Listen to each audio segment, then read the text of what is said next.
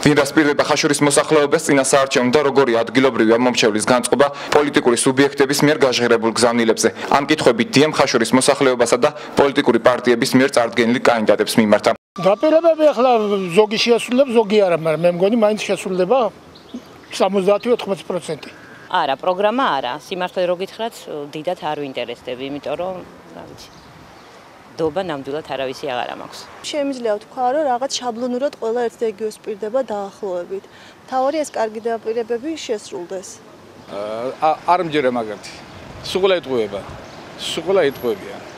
აზრი არ აქვს რა. მაინც გვატყუებენ რა.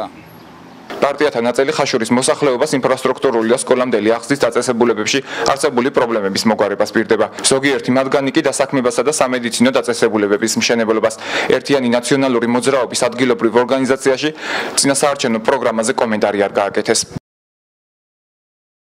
ჩვენი პრიორიტეტები არის იმ საკითხების მოწესრიგება, რომლებიც არის დაგროვილი, ეგრეთ წოდებული პრობლემები, პირველ რიგში ეს იქნება ინფრასტრუქტურული პროექტების განხორციელება, მოწესრიგდება გზები, დამთავრდება გაზგაყვანილობა იმ ადგილებში, სადაც არ არის და მთავარი პრობლემა მოსახლეობის წყალმომარაგება. ამ ყველაფერზე ვიმუშავებთ ძალიან აქტიურად და ჩვენი მმართველობის პერიოდში ეს საკითხები იქნება დასრულებული. პრიორიტეტები არის სოციალური სფერო, განათლება, ინფრასტრუქტურა და რა თქმა უნდა, სლოგანია პარტიის შევცვალოთ რეალობა, ის რაც არასასურველია და არ არის მისაღები ქართული საზოგადოებისათვის, მის წინააღმდეგ იქნება ძალიან ისეთი მკვეთრი ოპონირება პარტიის მხრიდან და ჩვენი მთავარი პრიორიტეტი, პატრიოტთა ალიანსის მთავარი პრიორიტეტი არის პატრიოტიზმზე, სარწმუნოებაზე და ოჯახის სიწმინდეზე გამახვილებულია ყურადღება.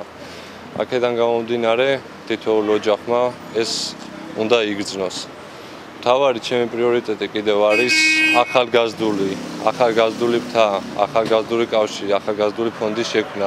უპირველეს ყოვლისა, ამ პრემიებს არ აიღებს არც ერთი აბსოლუტურად ჩვენი თანამშრომელი.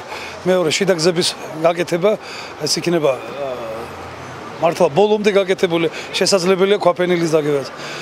მერე რკინიგზის საავადმყოფოს დაბრუნება და უფასო პოლიკლინიკის აშენება ქალაქისათვის.